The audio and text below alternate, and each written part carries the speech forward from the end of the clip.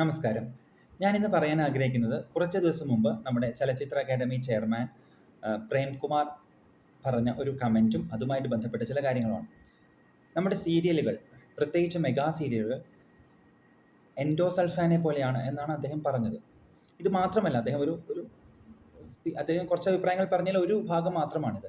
സീരിയലുകൾ നമ്മുടെ കുടുംബത്തെ വിഷലിപ്തമാക്കുന്നു. അവ തെറ്റായ സാമൂഹിക സന്ദേശങ്ങൾ, തെറ്റായ സാമൂഹിക സാംസ്കാരിക സന്ദേശങ്ങൾ നൽകുന്നു. സാംസ്കാരിക വിഷം, സ്ലോ ആയിട്ട് വരുന്ന സാംസ്കാരിക വിഷം പോലത്തെ ഒരു കാര്യമാണ് സീരിയലുകൾ പലപ്പോഴും നൽകുന്നത് എന്നാണ് അദ്ദേഹം പറഞ്ഞതിൻ്റെ ഒരു ഷോർട്ട് രൂപം.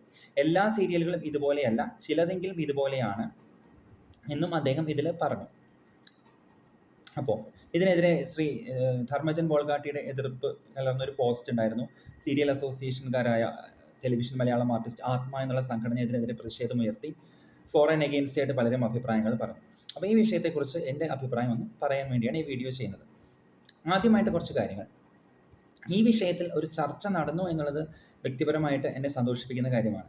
കാര്യം ഗുഡ് ഓർ ബാഡ് എന്നുള്ളത് അവിടെ നിൽക്കട്ടെ, നമ്മുടെ ഒരു ആവറേജ് മലയാളി കുടുംബത്തിൽ സീരിയലുകൾ ഒരു പ്രധാന റോൾ വഹിക്കുന്നുണ്ട്. പ്രൈം ടൈം ഒരു 6 to 10 എന്നുള്ളതാണ് പ്രൈം ടൈം, 6 to 10 PM. ആ സമയത്ത് ഒരുപാട് കുടുംബങ്ങളെയും ഒരുപാട് വ്യക്തികളെയും ടി വിയുടെ മുമ്പിൽ ചെലവഴിക്കുന്നത് ഈ സീരിയലുകൾ കണ്ടുകൊണ്ടാണ്. അപ്പോൾ അവയ്ക്കൊരു സാംസ്കാരികമായ ഇഫക്റ്റ് ഉണ്ട്.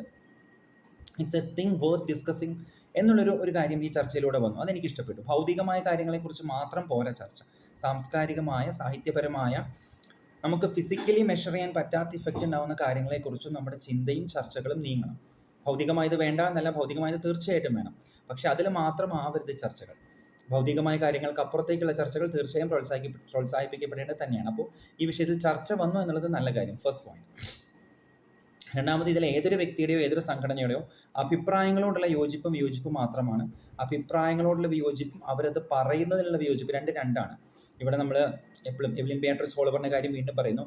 I may disagree to 100% of the things that you told, but I will fight till death for your right to say so. നിങ്ങൾ പറയുന്ന 100% കാര്യങ്ങളോടും ഞാൻ വിയോജിച്ചേക്കാം, പക്ഷേ അത് പറയാനുള്ള നിങ്ങളുടെ അവകാശത്തിന് വേണ്ടി ഞാൻ എന്നും പോരാടും എന്നാണ് പറയുന്നത്. അപ്പോൾ പറയാനുള്ള അവകാശം എല്ലാവർക്കും ഉണ്ട്. പ്രേംകുമാറിനുണ്ട്, ധർമ്മജനുണ്ട്, ആത്മാ സംഘടനയ്ക്കുണ്ട്, എല്ലാവർക്കും ഉണ്ട്. പറഞ്ഞ അഭിപ്രായങ്ങളിൽ വിയോജിപ്പോ ഉണ്ടാവാം, പക്ഷെ അതവർ പറയരുത്, അവർക്കത് പറയാനുള്ള അവകാശമില്ല എന്ന് എനിക്ക് അഭിപ്രായമില്ല. രണ്ടും ഒരു ഫൈൻ ഡിഫറൻസ് ആണ്, അല്ലേ? ഒരാൾ പറയരുതെന്ന് പറയുന്നതും അയാൾ പറയുന്നതിനോട് വിയോജിപ്പോ ഉണ്ടെന്ന് പറയുന്നതും ടോട്ടലി ഡിഫറെൻ്റ് ആണ്. ആ ഫൈൻ ഡിഫറൻസ് നമുക്ക് എപ്പോഴും മനസ്സിലാക്കണം. ഓക്കെ. പിന്നെ ഒരു കാര്യം എനിക്ക് തോന്നിയത്, നമ്മൾ വീണ്ടും ഫോർ ദ അംപ്റ്റീൻത് ടൈം ഒരു നടനോ നടിയോ ആരെങ്കിലും ആവട്ടെ, സ്ക്രീനിൽ അവതരിപ്പിക്കുന്ന ക്യാരക്ടേഴ്സും അയാളുടെ റിയൽ പേഴ്സണാലിറ്റി തമ്മിൽ യാതൊരു ബന്ധവുമില്ല. ഇത് ഈ വീഡിയോ കാണുന്ന ആർക്കും അതിൽ സംശയമൊന്നും ഉണ്ടാവില്ല എന്ന് കരുതുന്നു. എങ്കിലും അതൊന്നുകൂടി ഫോർ ദ അംപ്റ്റീൻത് ടൈം പ്രൂവ് ചെയ്യുന്നൊരു കാര്യമാണത്. സിനിമയിൽ സ്റ്റാർ ഹീറോയിൽ നിൽക്കുന്ന പലരും ചില സുപ്രധാന വിഷയങ്ങൾ വരുമ്പോൾ ഒന്നും മിണ്ടാതെ താഴോട്ട് നോക്കിയിരിക്കുന്ന കാഴ്ച നമ്മൾ കണ്ടിട്ടുണ്ട്. എന്നാൽ സിനിമയിൽ സാധാരണ ഒരു കോമഡി റോൾസ് ചെയ്യുന്നതോ അത്ര പ്രധാനമല്ലാത്ത റോൾസ് ചെയ്യുന്നവരോ വില്ലൻ വേഷം ചെയ്യുന്നവരോ പോലും ആണെങ്കിലും അവർ പലപ്പോഴും വ്യക്തമായ അഭിപ്രായങ്ങൾ പറയുന്നവരായിട്ട് നമ്മൾ കണ്ടിട്ടുണ്ട്.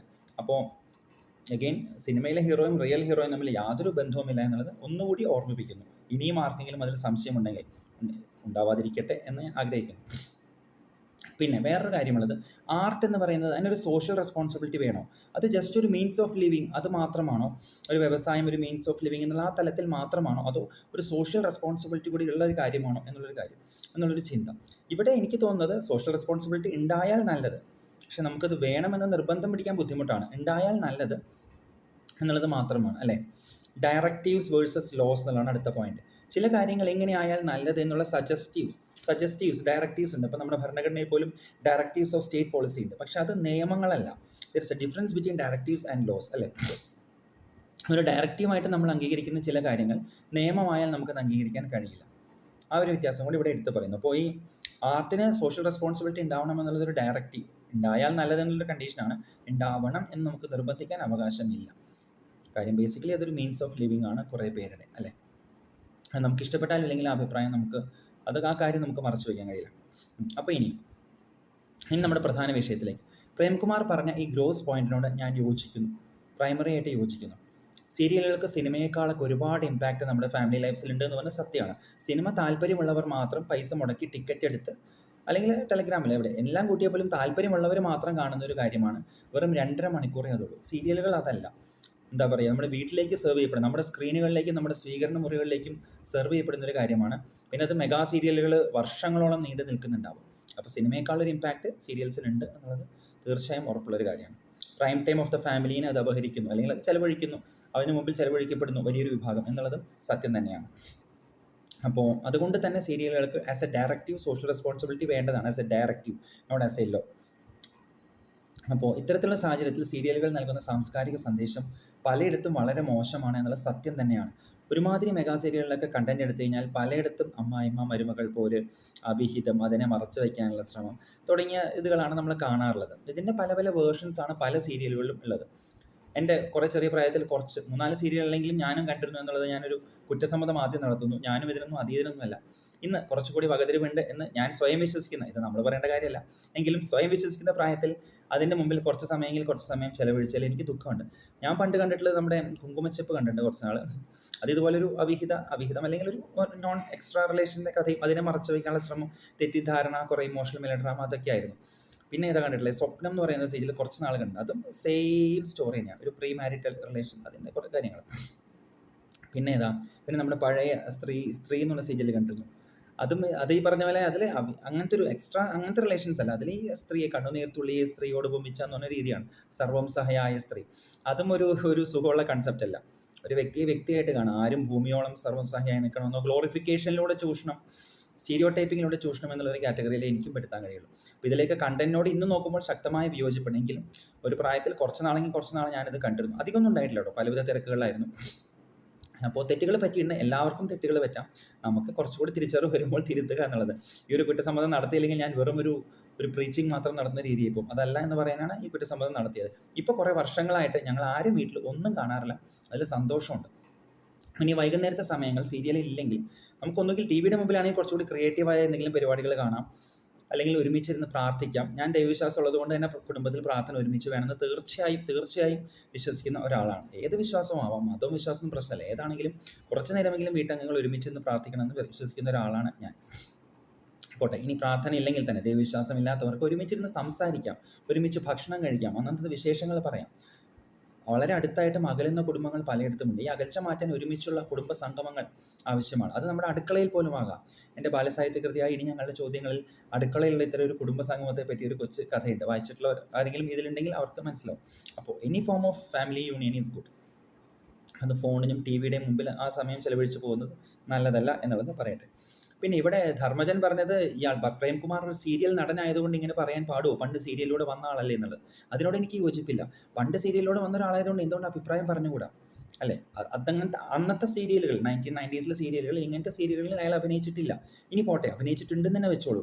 പണ്ടൊരു തെറ്റെന്ന് ചിന്തിക്കപ്പെടുന്ന കാര്യം ചെയ്തിട്ടുണ്ടെങ്കിൽ അത് മനസ്സിലാക്കിയാൽ തിരുത്തുന്നതിന് എന്താണ് കുഴപ്പം? അപ്പോൾ പണ്ട് നിങ്ങൾ ചെയ്തിട്ടില്ലേ, അതുകൊണ്ട് ഇപ്പോൾ പറയുന്നതിൽ എന്താ അർത്ഥമെന്ന് ചോദിക്കുന്നതിൽ അർത്ഥമില്ല. ഞാൻ പണ്ട് ചെയ്തത് തെറ്റാണെങ്കിൽ, അല്ലെങ്കിൽ ഇപ്പോൾ ഞാൻ എതിർക്കുന്ന അതേ കാര്യമാണ് ഞാൻ മുമ്പ് ചെയ്തതെങ്കിൽ, ഞാൻ അതിനെ ഇപ്പോഴും ന്യായീകരിക്കുന്നുണ്ടെങ്കിൽ മാത്രമേ എനിക്കതിനെക്കുറിച്ച് പറയാതിരിക്കാനുള്ള ഒരു ധാർമ്മികതയുള്ളൂ. പ്രേംകുമാർ അങ്ങനത്തെ സീരിയലുകളിൽ അഭിനയിച്ചിട്ടുള്ള ഒരാളല്ല അറിഞ്ഞിടത്തോളം. പിന്നെ എന്താ പറയുക, ഇപ്പോൾ അഭിനയിക്കുന്നില്ല. അതുകൊണ്ട് തന്നെ അയാൾക്ക് പറയാനുള്ള എല്ലാ അവകാശവുമുണ്ട്. പിന്നെ ആത്മാക്കാർ പറയുന്നത് മനസ്സിലാക്കാം, അവരുടെ ഒരു മീൻസ് ഓഫ് ലൈവ്ലിഹുഡ് ആണ്. സോ അവരുടെ സംഘടന അങ്ങനെ പ്രതികരിക്കുള്ളൂ, അത് എക്സ്പെക്റ്റഡ് ആണ്. I won't be too critical of them. അവരൊരു മീൻസ് ഓഫ് ലൈവ്ലിഹുഡ് ആണ്. അപ്പോൾ ഏറ്റവും നല്ലത് സെൽഫ് സെൻസറിങ് ആണ്. കുടുംബങ്ങളിലും വ്യക്തികളും തന്നെ ക്വാളിറ്റി ഇല്ലാത്ത തെറ്റായ സന്ദേശങ്ങൾ നൽകുന്ന, അന്തരീക്ഷത്തെ വിഷലിപ്തമാക്കുന്ന സീരിയലുകൾ കാണണ്ടെന്ന് സ്വയം തീരുമാനിക്കുക. ഏതൊരു കാര്യത്തിൽ നിന്നും പോലെ വ്യക്തികൾ സ്വയം തീരുമാനമെടുത്താൽ that's much easier than hard and fast laws. പക്ഷേ ഇത് ഒരു വ്യക്തിപരമായ കാര്യമാണ്, നമുക്ക് ലാർജ് സ്കെയിൽ ബുദ്ധിമുട്ടാണെങ്കിലും അറ്റ്ലീസ്റ്റ് സ്വന്തം കുടുംബങ്ങളെങ്കിലും ഈ തീരുമാനം എടുക്കുന്നത് നന്നായിരിക്കുമെന്നാണ് എൻ്റെ അഭിപ്രായം. വിയോജിക്കുന്നവർക്ക് പൂർണ്ണമായിട്ടും വിയോജിക്കാം. ഞാൻ എൻ്റെ അഭിപ്രായം പറഞ്ഞു എന്നുള്ളതേ ഉള്ളൂ. ഇനി രണ്ടാമത്, സെൻസറിങ്, ഒരു അതോറിറ്റി നടത്തുന്ന സെൻസറിങ് വേണോ വേണ്ടയോ എന്നുള്ളതാണ്. In an ideal world censoring ഇല്ലാത്തതാണ് നല്ലത്. പക്ഷേ ഇൻ പ്രാക്ടിക്കൽ വേൾഡ് ഞാൻ കുറച്ച് ആവശ്യം വന്നാൽ കുറച്ച് കാര്യങ്ങൾ സെൻസറിങ് വേണ്ടി വരും എന്നുള്ളൊരു ഒപ്പീനിയനുള്ള ആൾ തന്നെയാണ്. എല്ലാ ഫോം ഓഫ് സെൻസറിങ്ങും ഫാസിസമാണെന്ന് വിശ്വസിക്കുന്ന ആ ഒരു കൺസെപ്റ്റ് എനിക്കില്ല. പക്ഷേ സെൻസറിങ്ങിന് കുറച്ച് കാര്യങ്ങളുണ്ട്. ഒരു സമയം കൊടുക്കണം. ആദ്യം ഒരു ഡയറക്റ്റീവ്, ഒരു അറിയിപ്പ്, ഇങ്ങനെ കുറച്ച് നാളുകൾക്കുള്ളിൽ നമ്മൾ സെൻസറിങ് സ്റ്റാർട്ട് ചെയ്യണമെന്നുള്ള ഒരു അറിയിപ്പ് കൊടുക്കുന്നത് നന്നായിരിക്കും. So that at least future serial മേക്കേഴ്സിനെങ്കിലും they can take care to improve their content. പിന്നെ അത് കഴിഞ്ഞ് സെൻസറിങ് വരികയാണെങ്കിലും എന്തിൻ്റെ ബേസിസിലായിരിക്കും സെൻസറിങ് എന്നുള്ളത് വ്യക്തവും ഒബ്ജക്റ്റീവുമായിട്ട് ലേ ഔട്ട് ചെയ്യണം. തോന്നിയ പോലെ തീരുമാനം എടുക്കുന്ന ആളുകളുടെ ഇഷ്ടത്തിന് വിടാൻ പറ്റില്ല. എന്തൊക്കെയാണ് നമ്മൾ സെൻസർ ചെയ്യാൻ ഉദ്ദേശിക്കുന്നത്, what should not be seen എന്നുള്ളൊരു ധാരണ വേണം. അതൊരു ഫസ്റ്റ് സ്റ്റെപ്പ് ആവരുത് സെൻസറിങ്. ഒരു അതോറിറ്റിയുടെ സെൻസറിങ് ഫസ്റ്റ് സ്റ്റെപ്പ് ആവരുത്, ലേറ്റസ്റ്റ് സ്റ്റെപ്പ് ആവണം. So it should be A latest step, it must be A partial step, it must be specific and it must be minimal. It must not be the first step, it must be a later step, maybe third, fourth step. It must be partial, complete censoring അല്ല, പ്രശ്നമുള്ള ഭാഗം മാറ്റിയാൽ മതി. It must be specific and it must be minimal. ഒരുപാട് എല്ലാം അങ്ങോട്ട് മാറ്റിയത്. അപ്പോൾ ഇത്തരം കാര്യങ്ങൾ എല്ലാത്തിനെയും ഇതോടുകൂടി തന്നെ ഒരു ലേറ്റർ ഡേറ്റിൽ മുൻകൂട്ടി അറിയിച്ചതിന് ശേഷം ഭാഗികമായ സെൻസറിങ് നടത്തുന്നതിനോട് എനിക്ക് വിയോജിപ്പില്ല. പെട്ടെന്നൊരു സുപ്രഭാതത്തിൽ ഇന്ന് മുതൽ എന്ന് പറഞ്ഞ് തുടങ്ങുന്നതിനോട് യോജിപ്പില്ല. പിന്നെ അവസാനത്തേത് ബാനിങ്ങിനോട് എനിക്ക് യോജിപ്പില്ല. പക്ഷേ പ്രേംകുമാറും അദ്ദേഹത്തിൻ്റെ വീഡിയോയിൽ എവിടെയും സീരിയലിൽ ബാൻ ചെയ്യണമെന്ന് പറഞ്ഞിട്ടില്ല. പല ഹെഡിങ്ങുകളിലും അങ്ങനെ കണ്ടു. ഞാൻ 3-4 സ്ഥലങ്ങളിൽ നോക്കി, ഞാൻ എവിടെയും അദ്ദേഹം ബാൻ ചെയ്യണമെന്ന് പറഞ്ഞായിട്ട് കണ്ടിട്ടില്ല. ബാൻ ചെയ്യണമെന്ന് ആരെങ്കിലും പറഞ്ഞാൽ ഞാൻ അതിനോട് യോജിപ്പില്ല. ഭീകരവാദം പോലത്തെ ഒരു രീതിയിലും ആക്സെപ്റ്റബിൾ അല്ലാത്ത ചില കാര്യങ്ങൾ ഉൾപ്പെടെയുള്ളവയെ നമുക്ക് ബാൻ ചെയ്യുന്നതിനോട് എനിക്ക് യോജിപ്പില്ല. അഭിപ്രായ വ്യത്യാസങ്ങൾ ഉണ്ടാവാം, പക്ഷേ banning is not a solution, especially in the field of art. ഒരാൾ എഴുതിയതിനോടോ കാണിച്ചതിനോടോ 100% വിയോജിച്ചാലും അത് പറയാനും കാണിക്കാനുമുള്ള അയാളുടെ അവകാശത്തെ സംരക്ഷിച്ചുകൊണ്ട് ബാൻ ചെയ്യാതിരിക്കണം എന്നുള്ളതാണ് എൻ്റെ ഒരു അഭിപ്രായം. പക്ഷേ ബാനിങ് അദ്ദേഹം എവിടെയും പറഞ്ഞില്ല. To be fair to Premkumar, he has not told anything about banning. ഇതൊക്കെയാണ് സീരിയലിൻ്റെ കാര്യത്തിലുള്ള എൻ്റെ അഭിപ്രായം. ഒരു കാര്യം കൂടി പറയട്ടെ, കൂടുതലും സ്ത്രീകളാണ് ഈ സീരിയലുകളുടെ പ്രേക്ഷകർ. ഇത് സ്ത്രീകളോട്, നിങ്ങളോടാണ് പറയാനുള്ളത്. കാണുന്ന പുരുഷന്മാരും ഇഷ്ടം പോലെ ഉണ്ട് കേട്ടോ. ഇതൊരു ഫെമിനിസ്റ്റ് ആ ഒരു രീതിയിൽ എടുക്കുന്ന കമൻറ്റ്, എൻ്റെ നല്ല ഉദ്ദേശം മനസ്സിലാക്കുക. സ്ത്രീകളോട് എനിക്ക് പറയാനുള്ളത്, ഇത് കാണുന്ന സ്ത്രീകളോട് പറയാനുള്ളത്, U are far better than that. ഇന്നത്തെ ലോകമാണ്. സീരിയലിൻ്റെ മുമ്പിൽ ഇതിൻ്റെ മുമ്പിൽ ഇരിക്കാതെ ആ സമയത്ത് കൂടുതൽ ലോകത്തിലെ കാര്യങ്ങൾ കാണുക, കുട്ടികളുടെ ഒപ്പം ചിലവഴിക്കുക, വായിക്കുക, നിങ്ങളുടെ പാഷൻസ് ഫോളോ ചെയ്യുക. നിങ്ങളുടെ ചിന്താഗതിയും എല്ലാം ഒരു ചെറിയ സ്ക്രീനിന് മുമ്പിൽ തളച്ചിട്ടുണ്ടല്ല. You are far better than that. You can become better stronger mothers, ladies etcetera. Better mothers, better stronger ladies ഉണ്ടെങ്കിൽ തീർച്ചയായും ബെറ്റർ ചിൽഡ്രനും ബെറ്റർ ഫാമിലീസ് ഉണ്ടാവും. അപ്പോൾ again I repeat, you are far better than that. Do not waste your time in front of serials unless they have a rapid improvement. Okay, പിന്നെ mega serial complete നിരോധിക്കണം, 20 എപ്പിസോഡായോ, അത്തരത്തിലുള്ള ultra specific സ്ക്രീനിങ്ങളോട് സെൻസറിങ്ങിനോട് യോജിപ്പില്ല. Content കേസിൽ mild censoring ആവാം. വീണ്ടും directives ആയിട്ട് ഒരുപാട് മാറ്റങ്ങൾ വരണം എന്ന് കാണാൻ ആഗ്രഹിക്കുന്നുണ്ട്. പക്ഷേ അതേ കാര്യങ്ങൾ നിയമമാകുമ്പോൾ അതിലൊരു സുഖമില്ലായ്മയുണ്ട്. So as directive it will be better if the serial makers decide to improve the quality of the content, to shorten the duration and be a bit more responsible. It's not a law, it's a directive only. അപ്പോൾ ഈ ഒരു കാര്യം ചർച്ചയിൽ വന്നതിൽ, ഇതിനെക്കുറിച്ച് കൂടുതൽ പേര് സംസാരിക്കുന്നതിൽ എനിക്ക് സന്തോഷമുണ്ട്. Okay, thank you.